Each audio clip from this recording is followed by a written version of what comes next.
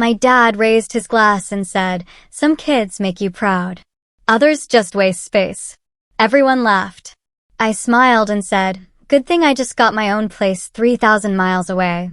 Don't worry, you'll never see me taking up space again." Video opens with a close-up on a thoughtful, slightly melancholic face, perhaps looking out a window. Music is a soft, emotional piano melody. You know that feeling? The one where you're standing right there, but you might as well be invisible? Like a ghost in your own home? Because for me, Thanksgiving wasn't just about turkey and family. It was about a single, cutting remark that ripped open old wounds, and the shocking way I finally fought back. What the hell happened next? Well, buckle up, because my name is Isabel Hart, and this is how one dinner changed everything. I grew up in the kind of quiet Indianapolis suburb where every house looked the same, every family seemed perfect. White house, green shutters, smelled like coffee and motor oil. On the outside, we were the picture-perfect American family. Robert, the dependable dad, Linda, the gentle mom, Ethan, the star athlete. And then there was me. The quiet one. The shadow that somehow made everyone else's light shine brighter. Ethan was always the center of attention. Our hallway was a shrine to his achievements. Silver footballs, gleaming medals, certificates pinned under the light. I remember running my fingers over those polished plaques, tracing his name, wondering if mine would ever belong there. When Ethan won, Dad would hoist him onto his shoulders, beaming. When I won, a ribbon, a good grade, he'd just glance at it and say, "That's cute, honey. But don't forget Ethan's game is tonight." That sentence. I remember it more vividly than any lullaby. It was the rhythm of my childhood, a constant beat of favoritism that never stopped. I was 10, and I'd spent weeks secretly working on a science fair project, a cardboard volcano that actually erupted. I thought, this time, Dad will see me. I showed him the blue ribbon, so proud. He just chuckled. "That's nice, Izzy. But make sure you're ready for your brother's big match tonight. He'll need all of us cheering." That word, us, never really included me. My birthday came 2 months later. Mom baked a small vanilla cake, no frosting flowers, no candles spelling my name. "It's just family this year," she said softly. But the very next week, they threw Ethan a massive backyard party for his college acceptance. Tense music, half the neighborhood. I stood by the window, watching the fairy lights flicker as my brother posed with his "To Our Star" cake. That was the night it hit me. Invisibility wasn't an accident in our family. It was a tradition. Even dinner had its hierarchy. Our big oak table had 6 chairs, but for years, even when I was a teenager, they kept me at the kids' table. 16 years old, knees bumping the edge, listening to grown-up conversations I was never invited into. Any time I tried to speak, it was met with a polite nod, a quick dismissal, or just silence. Ethan could talk about anything: football, cars, the weather, and Dad would beam like he'd just heard poetry. If I brought up something I'd learned, like how honey never spoils or that distant starlight is ancient, Dad would frown. "You think too much, Izzy. You'll tire yourself out." My mother wasn't cruel, not intentionally. She was careful. The kind of woman who believed keeping peace meant keeping quiet. When Dad spoke, she'd fold napkins. When I cried, she'd whisper, "Don't make things harder for your father." Her softness. It hurt more than his sharp words. At least his sharpness acknowledged my existence. Hers just erased it. There's a photo somewhere, Thanksgiving, maybe 2006. Ethan and Dad, matching shirts, grinning. I'm off to the side, a blur, half out of frame, holding a plate. Mom took it. Years later, I saw how my smile didn't quite reach my eyes. You can see it if you know what to look for. The quiet child, trying not to take up too much space in her own home. Still, I tried. I really did. Straight A's, scholarships, volunteering, building robots from old radios. None of it cracked the wall. The more I achieved, the more invisible I became, as if my own brightness threatened to disturb their picture. Once, when I was 15, Ethan failed an exam. Dad spent the entire weekend helping him study. That same weekend, I got a letter for a state science competition. When I handed it to him, he just nodded distractedly. eyes on Ethan's notes. "That's good," he said. "Just don't make your brother feel bad." That sentence. It stayed with me. Don't make your brother feel bad. It taught me the first rule of our household. My silence was the price of their comfort. Looking back, I realized how early I learned to disappear. I learned to laugh softly, to shrink in photos, to walk lightly so the floorboards wouldn't creak.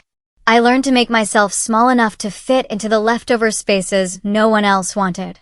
By 18, I had perfected the art of being unseen. The basement became my refuge. Long before I knew what that word truly meant. Upstairs, it was ESPN highlights and my father's booming laughter. Down here, it was quiet. The hum of a fluorescent light, the faint buzz of electricity, the smell of dust and metal. Cold in winter, damp in spring, but it was mine. Every crooked shelf, every workbench littered with screwdrivers, it was a sanctuary. I didn't have a room where my voice mattered, but I had a place where things listened when I touched them. It started with a broken radio. Dad was about to throw it out. "Useless junk," he muttered. To me, it was a mystery. I took it downstairs, unscrewed the back panel, and stared at the intricate world of wires and circuits. I didn't understand it, but I knew it had once carried music. That somewhere inside that silence, a song was trapped, waiting. I spent hours cross-legged on the concrete floor, devouring library books, watching YouTube tutorials late at night. After a week of trial and error, a faint crackle, then static, and finally a voice. I remember my chest swelling with something I couldn't name. Pride, maybe. Relief. I had made something broken work again. For the first time, something in my world listened when I spoke. I ran upstairs, radio in hand. "Dad, look. I fixed it." He barely looked up from the TV. "That old thing? Huh. Well, get your brother a drink, will you? He's been practicing all day." I stood there for a few seconds, holding that radio like proof of my existence. Then I turned around, walked back downstairs, and set it on my workbench. I never mentioned it again.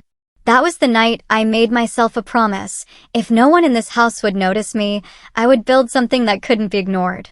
From then on, the basement wasn't just a hiding place. It was a workshop of small rebellions.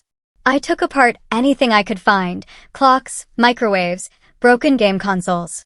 I learned to solder, to strip wires, to bring dead things back to life. Each spark from my soldering iron felt like a heartbeat, a pulse reminding me I was still here, still capable.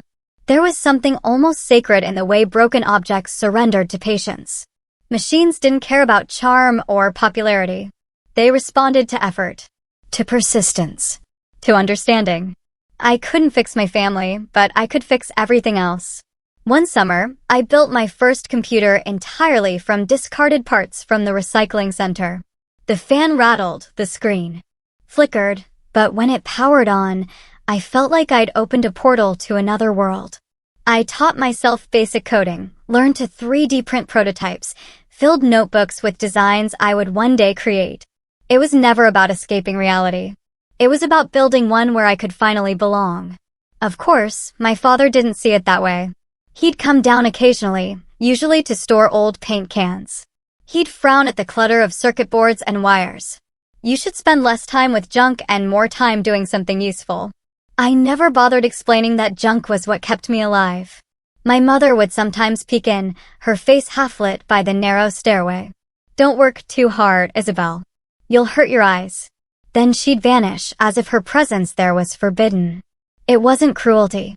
It was habit. The habit of staying out of my father's way, even if it meant staying out of mine, too. One afternoon, I found an old set of speakers in the garage, the ones Dad had used when he still played vinyl records. Warped wood, torn cone, frayed wiring. It felt poetic. Something once loved, now discarded. I spent 2 nights repairing it, rewiring, sanding, sealing. When it was done, I carried it upstairs, so proud. Dad was in his chair, reading the sports section. "It works again," I said quietly. "You can use it in the living room." He looked up, just long enough to nod. "Good. Now grab Ethan a glass of water before dinner."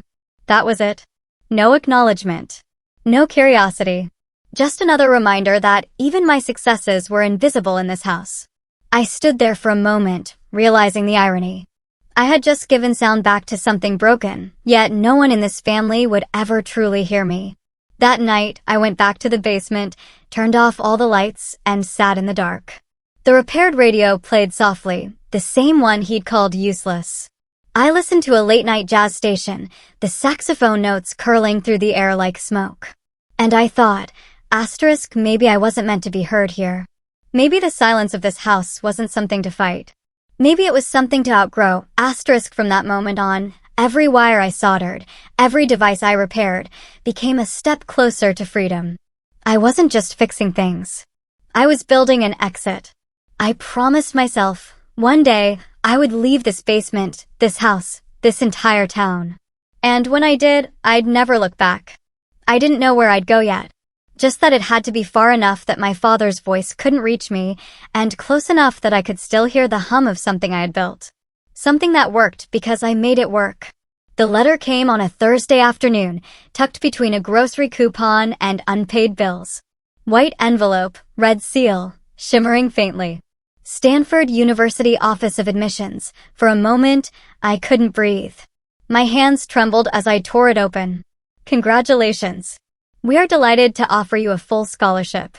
I read it over and over, as if it might vanish if I blinked. Then I ran down the hall, burst into the living room where my father sat, reading the sports section, glasses low on his nose. Dad. I was breathless. I got in. Full scholarship. Stanford. The name felt sacred on my tongue, like proof. Undeniable. For a second, I waited. Maybe surprise. Maybe pride. Even a smile? But he just folded the newspaper slowly and looked up with the same expression he might give a weather forecast. Stanford, he repeated flatly. That's in California, isn't it? I nodded, still grinning. Yeah, it's one of the best engineering programs in the country. He leaned back, exhaled, and said, that's too far. Ethan's going to Purdue, much more practical. If you want to go that far, you'll have to figure it out yourself. He picked his newspaper back up, as if the conversation were over. My mother, standing by the sink, murmured, your father's just worried about the distance. She didn't meet my eyes. No one said congratulations. No one took a picture. No cake. No, we're proud of you. The moment that should have been a victory felt like a private secret. Something small enough to fit in my pocket, where no one could take it away. That night, I went to the basement, sat by the workbench, and unfolded the letter again. The words still glowed, but they didn't feel like triumph anymore. They felt like escape. I whispered Stanford aloud, letting the sound fill the empty room. For the first time, the idea of leaving didn't just excite me. It felt necessary. The months that followed were a blur. I worked part-time at a hardware store, fixed old electronics, sold custom speakers online. Every dollar I earned became another inch between me and that house. Ethan, meanwhile, had a graduation party that took up the entire backyard. My father wore his favorite polo, smiling in every photo beside him. When it was my turn to leave, there was no party.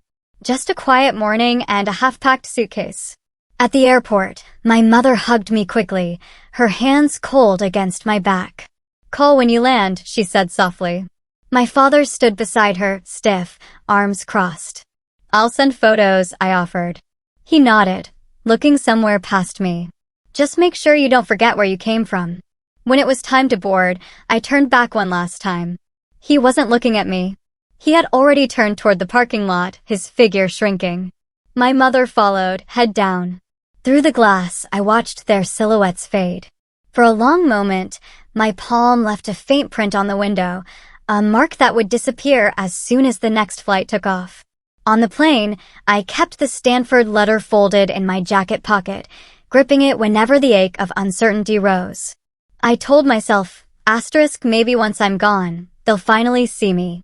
Distance might sharpen their vision, but when I landed in California, no message came. No, we miss you. No, we're proud. Just silence. The first few weeks were dizzying. Stanford was a different planet. Red-tiled roofs, palm trees, students in sweatshirts with names of clubs I'd never heard of.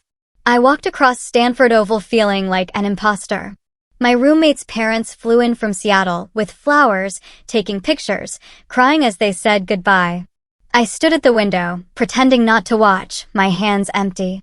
At night, I lay in my dorm bed, staring at the ceiling fan, thinking of that moment at the airport.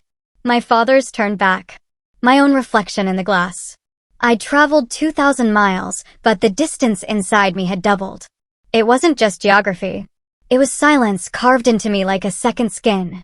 I poured all that emptiness into work. I studied harder than anyone. Hours in the computer lab, long past midnight. I joined the robotics team, where the hum of machines replaced the conversations I didn't know how to start. When the circuits lit up, I felt something close to peace. The same quiet satisfaction I used to feel in the basement back home. But sometimes, when I finished a project or aced an exam, I'd catch myself glancing at my phone, waiting for a text that would never come. That's when I understood, leaving home doesn't erase the hunger to be seen. It only changes where you starve. I thought distance would make them realize my worth. I thought success would make them proud. I was wrong. It only made the silence louder. Those first years in California felt like walking a tightrope, suspended between exhaustion and survival. I arrived at Stanford with 2 suitcases, a second-hand laptop, and just enough savings for 2 months. The scholarship covered tuition, but not food, housing, or books. So, I worked 2 jobs, sometimes 3. By day, algorithms. By night, wiping tables at a cafe near Palo Alto. Weekends, stocking boxes at a hardware store. My body never stopped moving, but my mind clung to one quiet mantra: keep going. Dinner was instant noodles or a half-eaten sandwich. My bed, a sofa in a cramped shared apartment. My roommates had parents who wired them money every week. I had silence. On sleepless nights, I'd stare at the ceiling, my mind wandering back to the basement at home. The whir of machines, the scent of dust and oil. It was strange how something that once felt like exile now felt like the only place I'd ever been certain of myself. I found a haven in the university's robotics lab. Open 24 hours, dimly lit, the air thick with solder and ozone. There, surrounded by half-assembled drones and tangled wires, I felt alive again. Machines were still my language, predictable, logical, reparable. People? Not so much. I'd lose hours perfecting a motion sensor, my hands moving on instinct. Sometimes, the janitor would flick the lights to remind me it was 3 a.m. It was during one of those nights that I collapsed. I hadn't eaten properly in 2 days, hadn't slept in 3. My vision blurred while testing a circuit board. The next thing I knew, I was on the floor, the faint taste of metal in my mouth. A grad student, Michael, found me. He rushed me to the campus clinic. When I woke up, he was there, holding a cup of warm tea. "You need to take care of yourself," he said gently. I wanted to laugh. Take care of myself? That was the only thing I'd been doing since I was old enough to realize no one else would. The doctor said I was severely anemic, undernourished, dehydrated. He suggested I call home. Ask for help. I nodded. But I knew that wasn't an option. The last message from my father was months ago, a forwarded link to an article about Ethan's latest football trophy. No comment attached. I deleted it without reading. So, I went back to work. Slower at first, but more determined. I learned to survive on little. Discount groceries, late-night leftovers, free bread from the cafe. I told myself it was temporary. That struggle was the tax I paid for freedom. And in a way, it was true. Every hardship taught me something: how to code faster, think sharper, repair what others would discard. I started freelancing for small businesses, helping them automate logistics. That's how I fell in love with systems. Not just machines, but the invisible networks that made them work together. By graduation, I had a small portfolio and a reputation for stubbornness bordering on obsession. When a startup in San Jose reached out, looking for an entry-level engineer, I didn't hesitate. They specialized in logistics optimization, routes, warehouse flow, AI to reduce waste. Small company, 2 former engineers with big dreams, in a cramped office that smelled of burnt coffee and ambition. I started as an intern, barely enough for rent. But for the first time, I was building something that mattered. The pace was brutal. 12-hour days, sometimes 16. The founders slept on office couches. Soon, I did too. In those early months, our software crashed more than it ran. Clients canceled, investors ghosted us. At one point, we had only $800 left. I stayed anyway. I fixed bugs until my eyes stung, rewrote entire modules overnight when systems failed. One week, I barely saw the sun. Just screens glowing in the dark, and the steady thump of my heartbeat reminding me I was still alive. One evening, after a particularly long day, I stood outside the office, watching the sunset bleed into the horizon.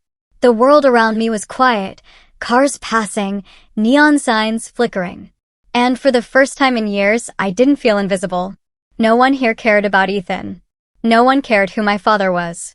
The only thing that mattered was whether the system worked, whether the code held, whether the trucks moved on time. I had finally found a world where effort was currency, and I could finally afford to exist. But even success inches forward slowly. Months blurred into years. Exhaustion became familiar, almost comforting. I learned to code on 4 hours of sleep, to make business calls with a fever, to smile during investor meetings when my hands were shaking from caffeine and stress. It wasn't easy, but it was real. I was building something tangible, brick by invisible brick. Sometimes, when I stayed late, after everyone had gone home, I'd turn on the small radio I kept by my desk, the same model I'd repaired in my father's basement years ago. It played quietly, filling the sterile office with warmth. I'd watch the monitors flicker and think about how far I'd come. I wasn't anyone's daughter here. I wasn't the other child. I was Isabel Hart, an engineer, a builder, a woman who made systems work. Still, there were nights when loneliness pressed heavy. A kind of silence no machine could fill. I'd imagine calling home, just to hear a familiar voice. But I knew what waited: indifference, small talk, maybe a passing mention of Ethan's latest milestone. So instead, I called no one. I told myself that family could be built the same way as circuits, carefully, intentionally, with patience and design. I just hadn't found the right blueprint yet. Years later, looking back at those long nights, the hunger, the fear, the endless grind, I didn't see failure. I saw a foundation. Those years didn't break me. They shaped me. They taught me that strength isn't about who catches you when you fall. It's about learning how to stand back up, even when no one notices you're down. I used to think I needed someone to lean on. But the truth is, I didn't have anyone. So I learned how to become the thing I needed most. I became my own anchor, my own safety net, my own place to land. And that, I realized, was the beginning of everything. Success came quietly, almost without warning. One day, I was sleeping on a worn leather couch, eating leftover pizza, debugging an algorithm. The next, our software was being used by hospitals across California. It started small, a few regional clinics testing our logistics system. Then the pandemic hit, and suddenly every hospital in the state needed what we had. Demand exploded overnight. The chaos that broke other companies became the wind beneath ours. Our platform, once held together by late nights and borrowed servers, became the unseen backbone of an entire medical network. We optimized routes for ventilators, masks, oxygen tanks. Our dashboards predicted shortages before they happened, rerouting trucks across states to keep ICUs from collapsing. For months, I barely left the office. My team slept on folding cots between workstations, surviving on caffeine and adrenaline. Every ping from my phone, another shipment delivered, another hospital saved, felt like proof that my years of quiet work finally mattered. News outlets picked up the story. Small California startup redefines emergency logistics. My inbox flooded with interview requests and partnership offers. One morning, I opened an email from Forbes. Congratulations. You've been selected for the 30 under 30 list in healthcare and technology. I stared at the screen. That basement girl, the one who used to solder old wires while her father bragged about her brother, she had just made it into a magazine her parents kept on the coffee table. The ceremony was held in San Francisco, all glass and gold. The kind of place where every surface reflected success back at you. Reporters buzzed, cameras flashed. People shook my hand, congratulating me on changing the game. I smiled, I thanked them, I posed for photos under bright lights that made my eyes sting. Then a journalist, a woman with perfect posture and a voice like honey, leaned forward during a live interview. "So, Isabel," she said, "how does your family feel about your success?" The question caught me off guard. For a moment, I froze. Not because I didn't know the answer, but because I did. I smiled the same polite smile I'd learned to wear years ago. "They're not really into this kind of thing," I said. "They don't care much for technology." The interviewer laughed, assuming I was joking. The cameras flashed again. But behind that laugh, something inside me went quiet. Later that night, in my hotel room, the award plaque resting on the desk, the city outside glittering, I felt none of it.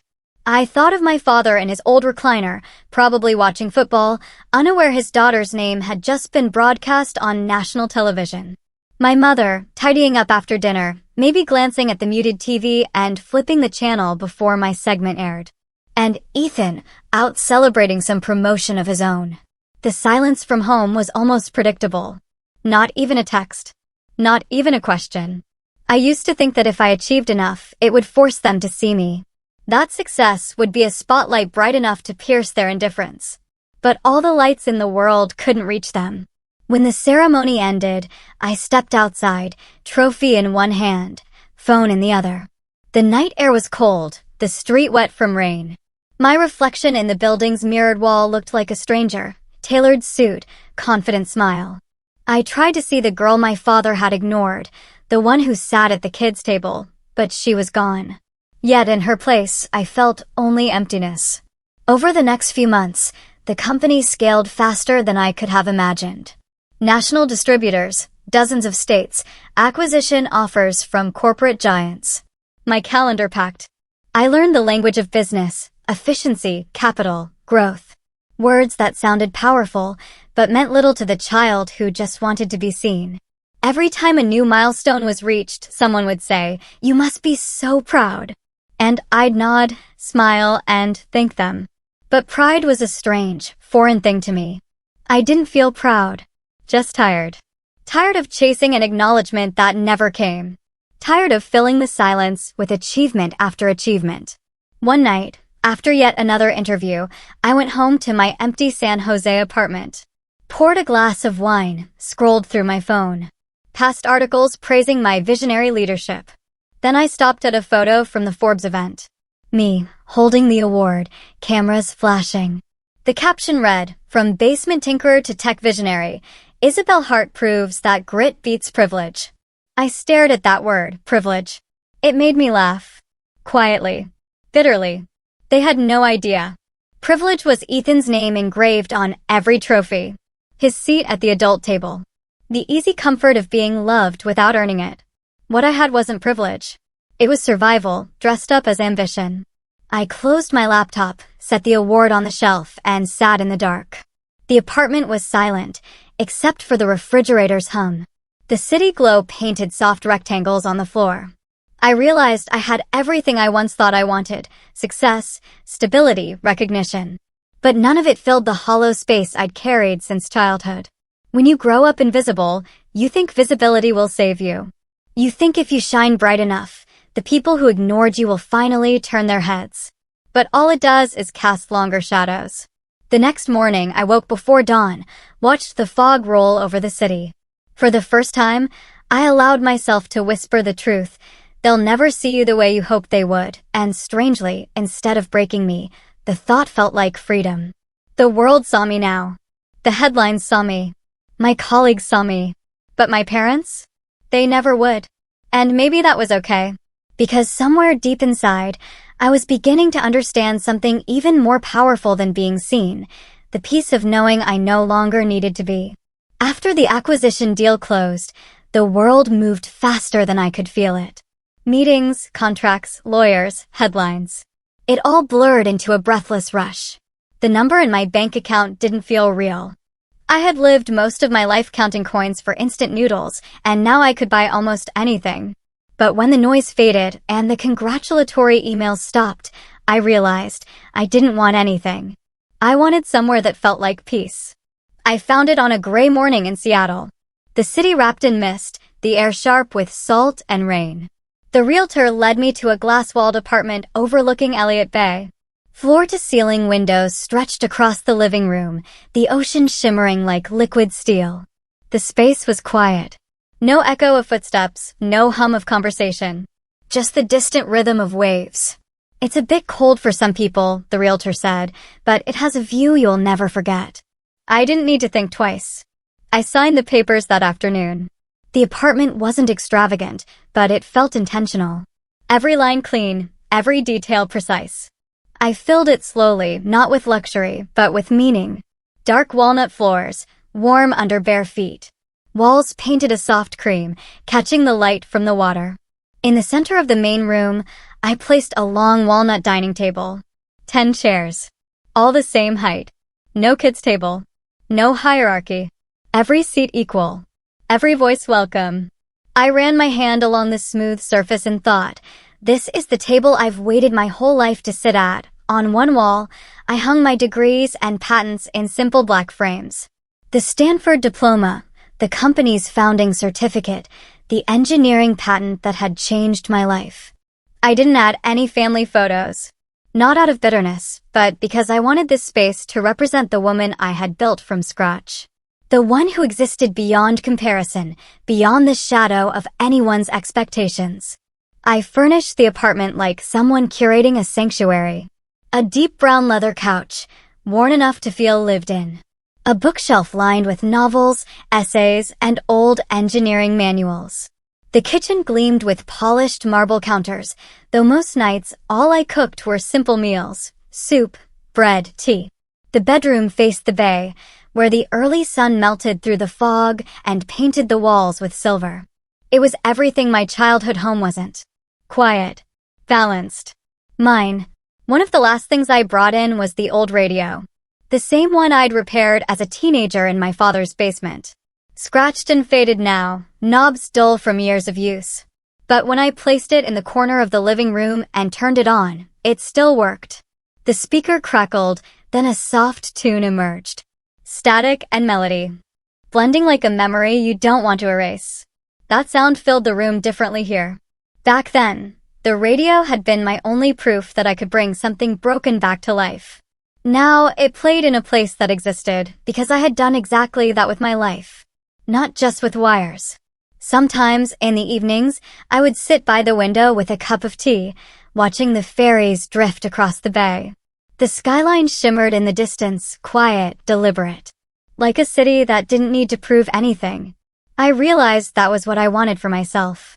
For years, I'd chased success like a starving person chases warmth, believing that once I had it, I'd finally feel whole. But here, in this stillness, I understood something different. Success was just noise. Peace was the melody underneath. People around me started to notice the change. Colleagues asked why I hadn't bought a mansion, why I chose a quiet place instead of a high-rise penthouse. I smiled and said, because I didn't buy luxury. I bought peace. And it was true. This wasn't a prize. It was a reclamation. Every plank of wood, every piece of glass, every inch of silence was mine. Earned through years of invisibility, hunger, and persistence. In this apartment, I could finally breathe. I could play music without turning the volume down. I could eat dinner at my own table without waiting for permission to speak. I could look around and see a life that no one had given me and no one could take away. Some nights, I'd leave a single lamp on by the table, letting the room go dim. City lights flickered through the window, dancing across the glass walls like ripples of gold. I'd sit there, tracing the grain of the wood, thinking about the years it took to reach this place. The basement. The rejection letter that became a scholarship. The nights I coded until my hands cramped. The company born from chaos. And always that voice. My father's. Echoing faintly from the past, some kids make you proud, others just take up space. I smiled every time I thought of it now. Because here I was. 3,000 miles away. Surrounded by space I had made for myself. And it was beautiful. The old radio played softly in the background. It sounded perfect. Steady. I imagined the younger version of me, sitting on that cold concrete floor, soldering iron in hand, dreaming of somewhere she could belong. If she could see me now, the table, the ocean, the quiet, she would understand. I hadn't just built a home. I had built a new world. This place wasn't proof that I'd made it. It was proof that I'd healed. That I'd stopped asking for permission to exist. And in that stillness, beneath the hum of the radio and the slow rhythm of the sea, I realized something simple and true. I didn't need to fix anything anymore. Not machines. Not relationships. Not myself. Everything that mattered was already working. 7 years had passed since I'd left that small town in Indiana. 7 years since I'd stood in that house with its polished oak floors, its heavy curtains, its photographs of Ethan smiling from every wall. The invitation came in an email, polite, almost sterile. Thanksgiving dinner, 6 p.m. Hope you can make it. Signed, Mom. No mention of Dad. No warmth. No apology. Just an address I still knew by heart. For a long time, I hovered over the delete button. I didn't owe them my presence. Not after the years of silence. But something in me, not bitterness exactly, but a whisper of closure, told me it was time. Not to reconcile. Just to return one last time and see the people who had once made me small. Now, from the vantage point of someone who no longer was. The flight to Indianapolis felt surreal. I watched clouds roll by and thought about all the miles between the girl who had left and the woman who was returning. I wasn't coming back to prove anything. I didn't need to. My life in Seattle had already answered every unasked question. But this, I told myself, wasn't about victory. It was about ending the story on my own terms. When I pulled into the driveway of my childhood home, everything looked smaller. The maple tree that once seemed enormous now barely brushed the second-floor windows. The porch light still flickered. No one had ever bothered to fix it. Inside, the smell of roasted turkey and cinnamon filled the air. Familiar. Almost painfully so. My mother opened the door, smiling nervously. "You look different," she said. "Older." I smiled softly. Time does that. Ethan was already at the table, his wife beside him, their 2 kids whispering into iPads. My father sat at the head, as always, carving the turkey with mechanical precision. He looked older, too. Thinner hair, slightly stooped shoulders. But his presence still filled the room like static electricity. When he looked up and saw me, there was a flicker of something in his eyes. Surprise, maybe. Then it vanished. Dinner began with small talk. The usual updates. Ethan's promotion, the kids' school achievements, the new car. No one asked about Seattle. Or the company. Or the Forbes list. I didn't mind. I wasn't here for their curiosity. I cut my food slowly, listened, smiled when it was polite to. The sound of silverware on porcelain filled the gaps between words. Then, as the plates cleared and the second bottle of wine opened, my father lifted his glass. "A toast," he said. And immediately, the room quieted. His voice was the same, calm, deep, demanding attention. He looked at Ethan, then at me, and said, "Some kids make you proud. Others." His lips curved into that familiar smirk. "Just take up space." The laughter came easily, just like it used to. Ethan chuckled. His wife covered her mouth. Even the children giggled, not understanding why. My mother looked down at her plate, the way she always did when she wanted to disappear. For a second, the old ache rose in my chest. That instinct to shrink. To let it pass. To pretend it didn't hurt. But the woman sitting there wasn't the girl who once hid in the basement. I set my fork down gently and looked at him. "Good thing I just bought my own place," I said evenly. My voice calm, but sharp enough to slice through the laughter. 3,000 kilometers away. So no one has to make space for me anymore. The laughter stopped instantly. Forks froze. The room fell into that thick, airless silence that follows a truth no one expected to hear. My father's smirk faltered. He blinked, as if unsure whether I was joking. My mother finally looked up, her eyes wide. Ethan shifted in his chair, suddenly fascinated by his glass. I held his gaze. Not with anger, but with something far more dangerous, indifference. Then I smiled. "Thank you for dinner," I said quietly, pushing my chair back. The food was lovely. No one moved as I stood. I walked around the table, my heels clicking softly against the wood floor. At the doorway, I paused and turned back, taking in the scene one last time. The table where I was never enough. The faces that had never really seen me. "Happy Thanksgiving," I said.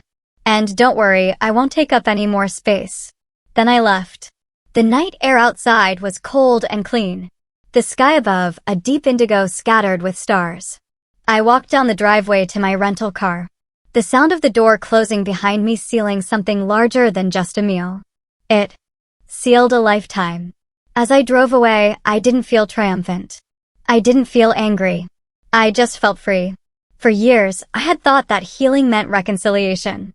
That peace required understanding. But now I realized sometimes peace is simply walking away without the need for anyone to follow. The road stretched ahead, empty and quiet, headlights carving tunnels through the dark. I rolled the window down, letting the cold wind whip across my face. The old radio. Yes, I'd brought it with me, sat on the passenger seat, playing a faint, crackling song from some late-night station. And as I listened, I thought of the girl I once was, sitting at the kids' table. Small. Invisible. Waiting for her turn to belong. I wanted to tell her this. Asterisk, you never needed a seat at their table. You were always meant to build your own. Asterisk, when I reached the edge of the city, I looked in the rearview mirror one last time. The house was far behind me, swallowed by the dark. I didn't need to see it anymore. I had already left the part of me that needed it, back there.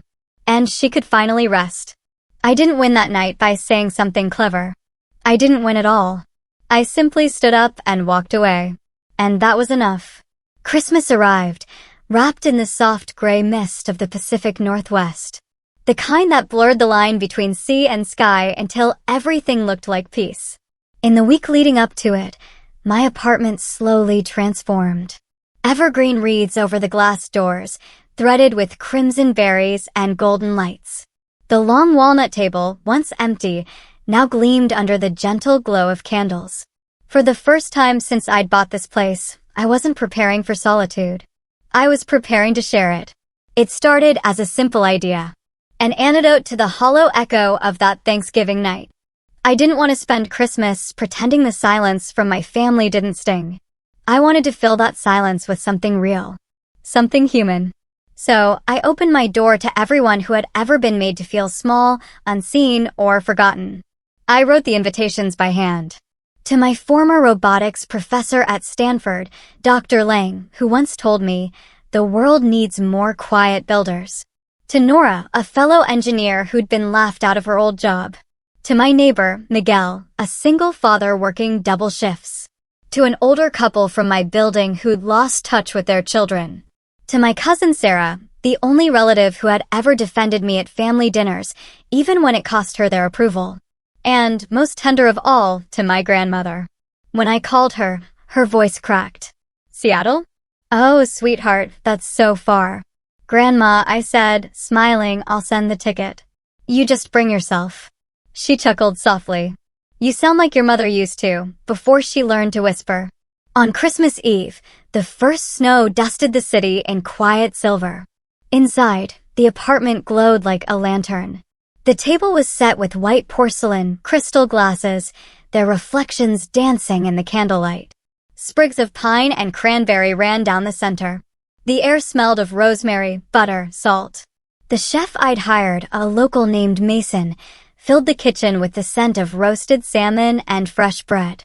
A playlist of soft acoustic carols floated through the space, just loud enough to feel like warmth. One by one, they arrived. Nora came first, wine bottle in hand, laughing through the cold.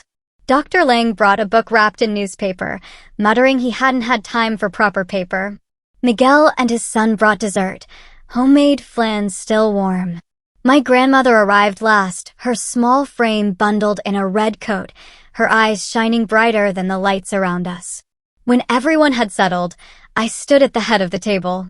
For a moment, I just looked at the faces turned toward me, each marked by its own version of resilience.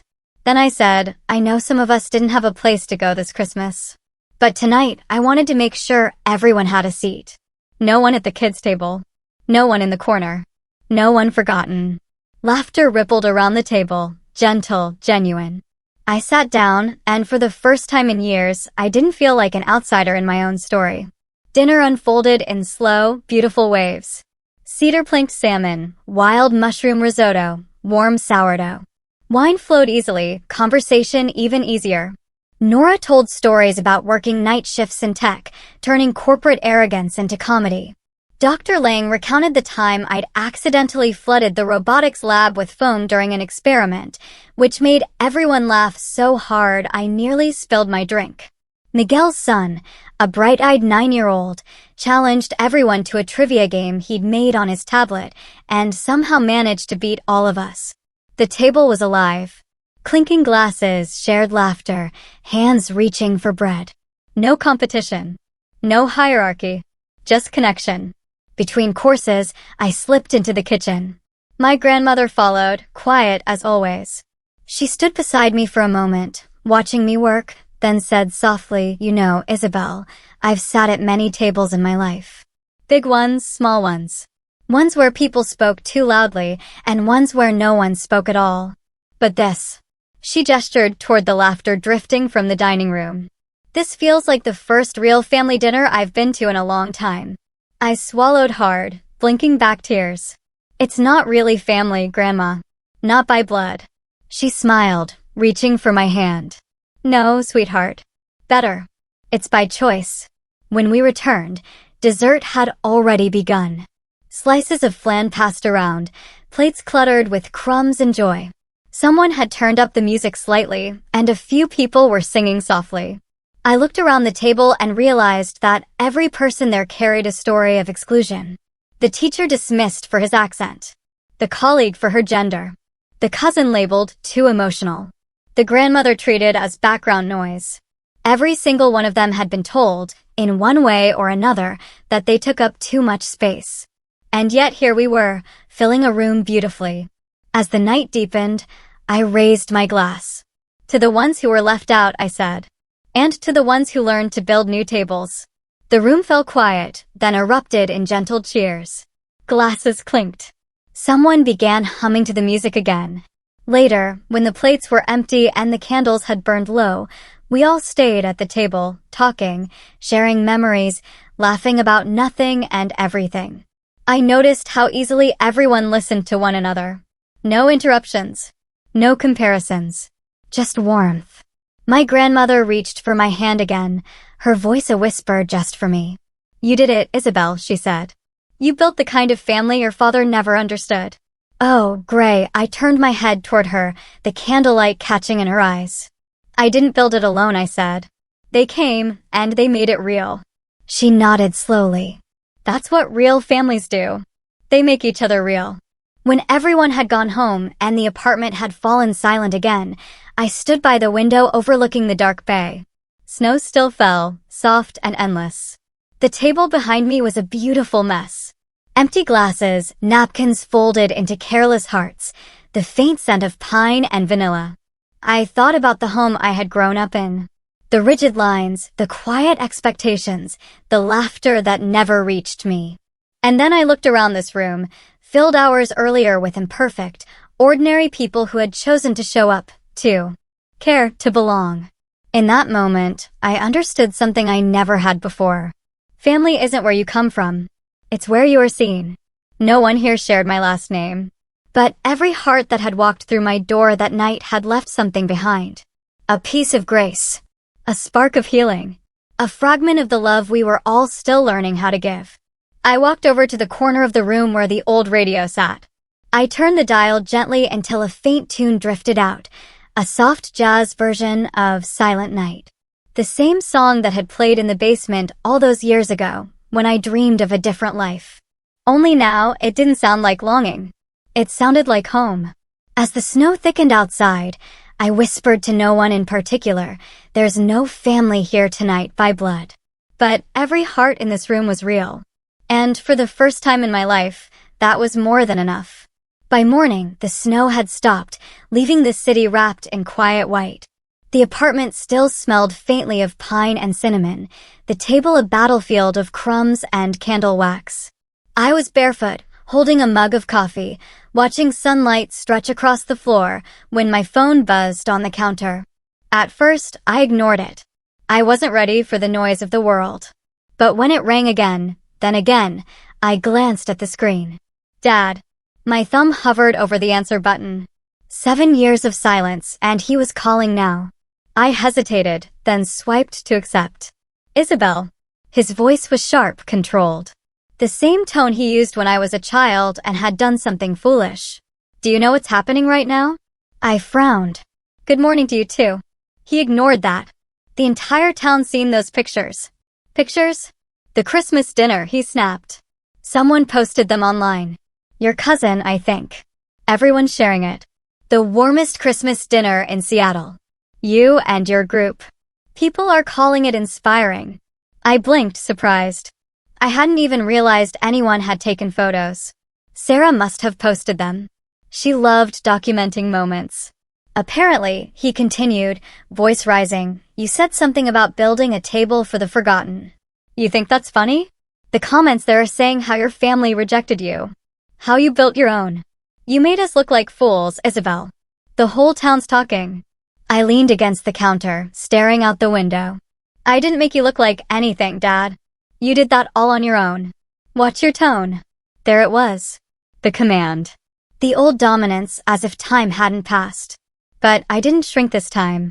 My voice stayed steady. Calm. Like the sea outside. I didn't mention your names. I didn't blame anyone. I just hosted dinner for people who didn't have a place to go. He scoffed. And you called it family. I smiled faintly. It felt like one. There was silence. Sharp. Uncomfortable. I could almost hear him pacing. Picture him gripping the phone too tightly. You always did love dramatics, he said finally. All this self-pity, parading your so-called independence. What? You think you're better than us now? No, I said softly. I think I finally stopped needing you to tell me I'm enough. He exhaled hard, as though my calmness offended him more than any argument could. You have no idea how disrespectful this is. Your mother's been humiliated. Your brother called this morning, says people are asking what happened between us. You've dragged our family through the mud just to play the victim. I closed my eyes. There it is, the story they'd always needed to tell. That I was the problem. That I'd turned my back on them. I had lived my whole life trying to rewrite that narrative. But now I realized I didn't have to. They could keep their version. I had mine. Dad, I said, quiet but firm. You're upset because people saw something true, not because I said it. You've always cared more about how things look than how they are. Don't you dare talk to me like Robert, that's enough. The voice came from somewhere behind him. Faint but unmistakable. My grandmother. I hadn't realized she was with him. Maybe she'd gotten there after the holidays. Maybe she'd heard the whole conversation. Mom, he started, but she cut him off. No, you listen to me now. Her voice, weak with age, carried more authority than his ever had. I saw those pictures too. I saw her table. There was a long pause. I could imagine my father stiffening, ready to defend himself. But my grandmother didn't let him. She didn't shame you, Robert. She didn't even mention your name. She showed people something beautiful. A room full of souls who had nowhere else to go, sitting together, being seen. That's not humiliation. That's grace. She's not taking up space, my grandmother continued softly. She built a table big enough for everyone who was told there wasn't one. Even for you. Silence filled the line. A silence thick and trembling, the kind that comes when truth finally pierces pride. I stood by the window, gripping the edge of the counter, listening to the faint hum of the call. Finally, my father spoke, quieter now. You don't understand, Mom. People are people, she interrupted, will forget by next week. But your daughter will remember this moment for the rest of her life. Don't make her remember that her father called her success an embarrassment. He didn't answer. Robert, she said again, gentler now, for once in your life, just be proud of her. Even if you don't understand her. That's all she ever wanted. There was a faint sound. Maybe the phone shifting hands. Maybe the scrape of a chair. Then my grandmother's voice, closer to the receiver. Sweetheart. I swallowed hard. I'm here, Grandma. I saw the photos. It was a beautiful dinner. Her voice trembled. You looked happy. Truly happy. I whispered. I'm proud of you, she said simply. Those 4 words. They hit deeper than any award or headline ever could. For a moment, I couldn't speak. I pressed my palm to the glass, watching the waves crash against the rocks below, letting her words sink into the space where all the old wounds used to live. Thank you, I managed. That means everything. I know, she said softly. Then, after a pause, don't let his anger make you doubt what you've built. Men like your father don't know how to love without control. But you? You loved without permission. That's stronger. How? I thought. Good. I smiled through the tears I hadn't realized were falling. I think I finally understand that.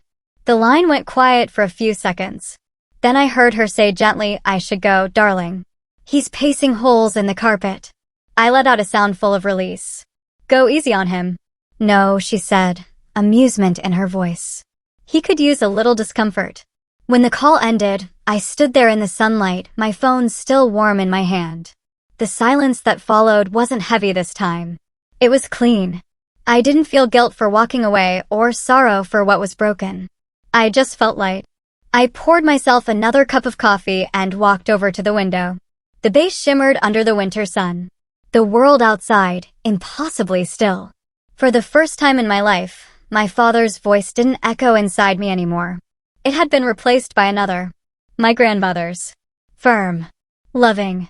And infinitely clear. Asterisk, she didn't take up space. She built a new table. Asterisk, and as I watched the waves move in slow, endless rhythm, I realized I had finally done the same. For years, I'd carried the guilt of leaving.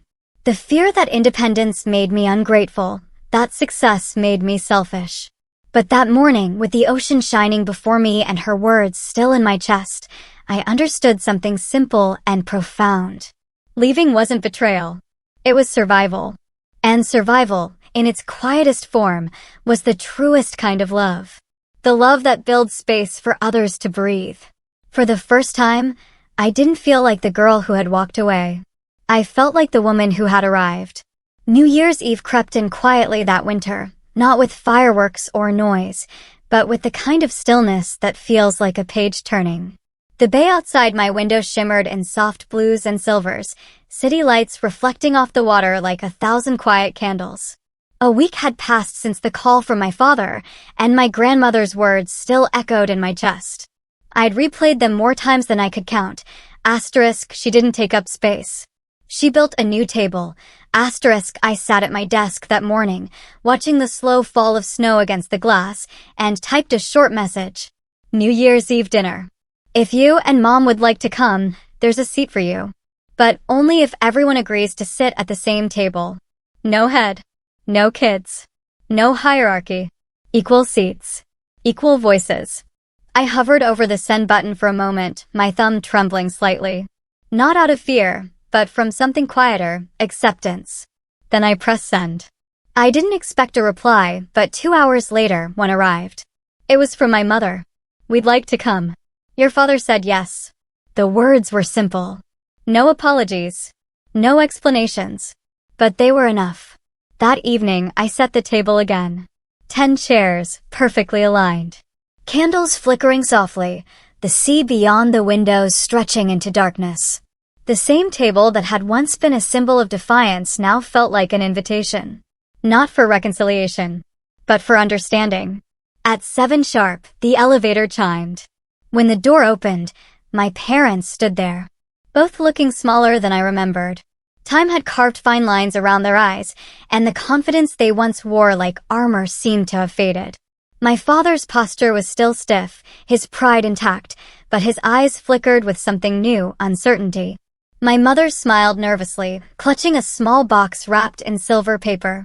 Hi, Isabel, she said softly. Hi, Mom. Come in. They stepped inside, glancing around the apartment. My father's gaze lingered on the wall where my degrees and patents hung. Framed proof of the life they had chosen not to see. He said nothing, but I saw the faint tightening of his jaw. Dinner was quiet at first. The air carried the careful politeness of strangers trying to remember how to speak to one another.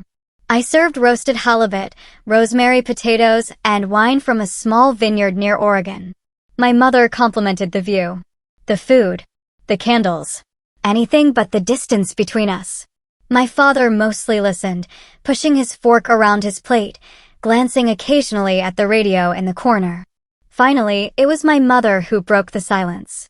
"You always liked music," she said softly, nodding toward it.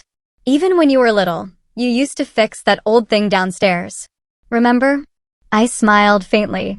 I remember. A long pause stretched across the table. The city lights danced through the glass behind them, painting soft gold across their faces. Then, unexpectedly, my father spoke. Maybe he hesitated, his voice slower now. Maybe I didn't see it. I looked up. "See what?" He exhaled. "What you were doing. Who you were becoming." I thought Ethan was the one who needed us more. "You always seemed self-sufficient." My mother nodded slowly. "I think I told myself you were fine, Isabel. You never complained. You just kept going." I didn't realize that silence doesn't mean peace. Her words landed gently, without defense or excuse. Just a kind of late honesty. I didn't rush to fill the silence. I wanted to let it breathe, to let them feel the weight of what was being said. My father looked down at his hands. "I shouldn't have said what I said that night," he murmured. "The toast." I let out a small breath. Not quite laughter. Not quite forgiveness. "It's all right," I said softly. "You're right, in a way. Some kids do make their parents proud. Others just make themselves free." He looked up, startled by the calmness in my voice. But there was no anger there.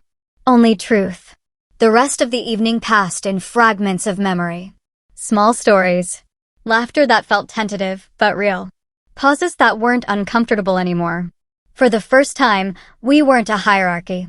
We were just three people sitting at the same table, learning how to exist without old rules.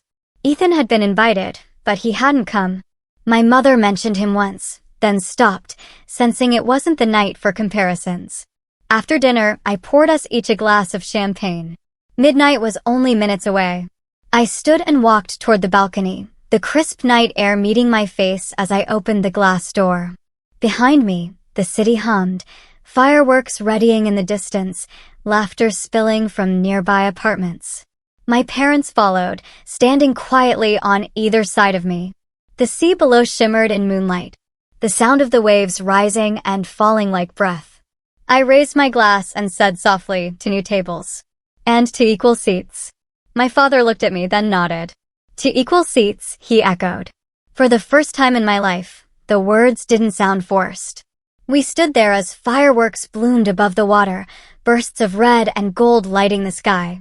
I thought about every dinner table I'd ever sat at. The kids' table that made me invisible. The family table where I was an afterthought. The empty table in my Seattle apartment that became a symbol of self-respect. And now this one. Imperfect. Quiet. Human. When the last firework faded, my parents said goodnight. My mother hugged me for a long time. My father lingered a moment, as if he wanted to say something else, then simply said, "Take care of yourself, Isabel." "I always do," I said. When the door closed behind them, the apartment fell silent again. But it wasn't the old kind of silence. The cold, echoing kind. It was soft. Earned. Full of space. I walked back to the balcony, still holding my glass. The reflections of the city rippled across the water like tiny constellations.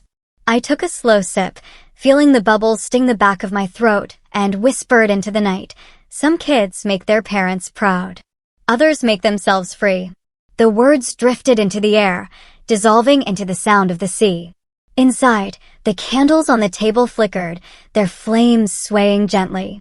The radio hummed a slow jazz tune, the same one I'd played on Christmas. I stood there for a long time, listening to the soft rhythm of the city, to the heartbeat of a life I had built without permission. Camera turns to face Isabel, her eyes holding both peace and strength. Music swells softly. If you've ever been told that you take up too much space, remember this: you can build your own place. And if you do it with heart, with courage, with love, it won't just be a place. It will be a whole world. Don't wait to be invited to their table. Build your own. And make it wide enough for everyone who was once told they didn't belong. A beat. Isabel looks directly at the camera, a gentle, knowing smile. I really want to know, what kind of table would you build? Let me know in the comments below. Camera slowly fades to black. The soft jazz music lingers for a moment longer.